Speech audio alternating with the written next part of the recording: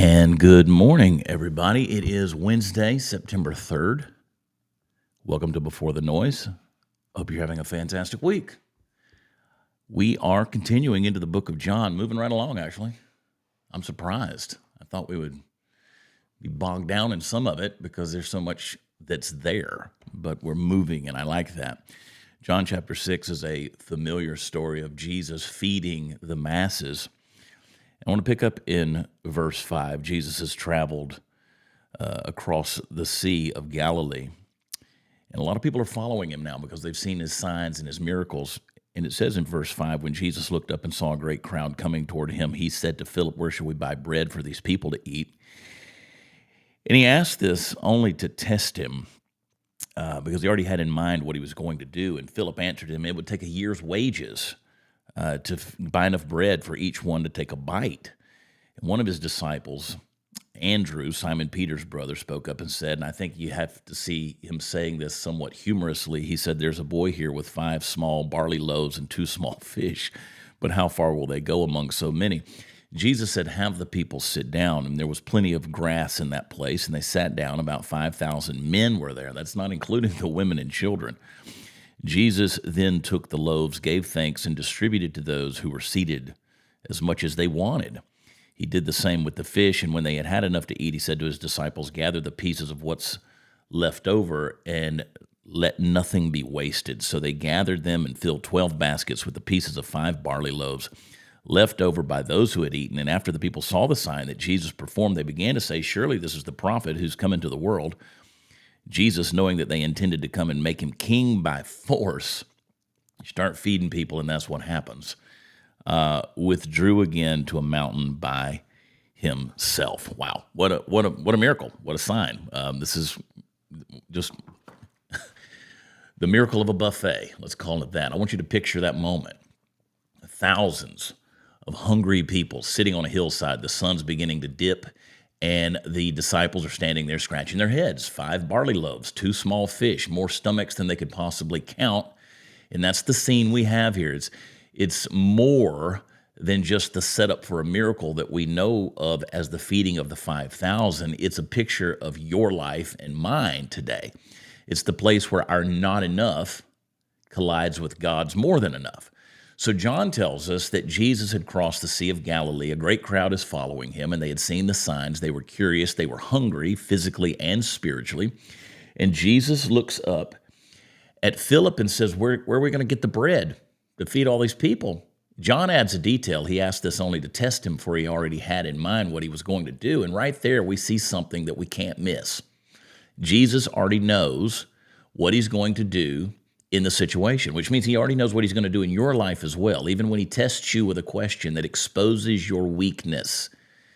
Philip does the math. He says it'd take more than half a year's wage to buy enough bread for each one to have just a bite. In other words, he says, Jesus, this is impossible. Jesus, this is impossible. Andrew speaks up, and he's sort of timid, probably joking. He says, very sarcastically, here's a boy with 5 small barley loaves, 2 small fish. They're not going to go very far with all these people. So you can almost hear the doubt in his voice. He brings the offering, but he shrinks back from believing that it's going to matter.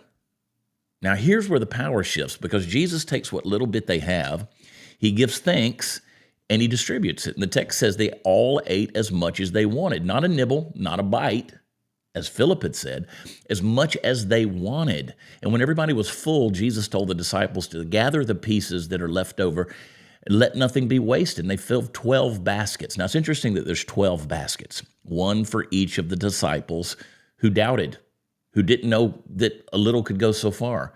One for each pair of hands that once held only scarcity, but now carry the evidence of overflow. See, this miracle is not just about multiplying bread. This is a sign. It's about multiplying faith. It's about shifting our focus from what we lack to what God can do with what little we place in his hands. Think about that. God sees your need before you do. Jesus already knew the plan. Before anyone ever felt the hunger pangs of the situation, Jesus had the solution already in motion. Your not enough is God's raw material. 5 loaves, 2 fish. That's not impressive. But when surrendered, they become the seed for abundance. So don't despise the little that you have, whether it's time, resources, talent, energy. Place those things in his hands. And gratitude becomes the gateway to multiplication. It says that Jesus gave thanks before the miracle. See, gratitude and thanksgiving reframes the scarcity, and it unlocks the possibility of overflow. Nothing is wasted in God's economy. The scraps even mattered. The leftovers were gathered. Even the pieces of your story, the broken moments, the lessons you thought were meaningless, the leftovers, God redeems them. So how do we take this and ground it in the truth today for our lives? So I want you to start your day with what you have. Don't focus on what you lack. I want you to write down a couple of things for me today. I want you to write down the things you do have. You got another breath in your body. You got a little bit of time. You got some opportunities. You got some relationships. You got some skills. You got some talents. I want you to thank God for them. You have a voice. Let me add that in. You have a platform. Thank God for those things before you even step in the day. And then I want you to offer your small loaves intentionally. Maybe it's a kind word, maybe it's a small act of service, or just a focused 20 minutes on a task. Don't wait for abundance before you act. Step out. Give what you have right now.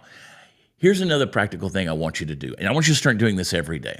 I want you to pause at lunchtime, every day at lunchtime, and I want you to practice gratitude.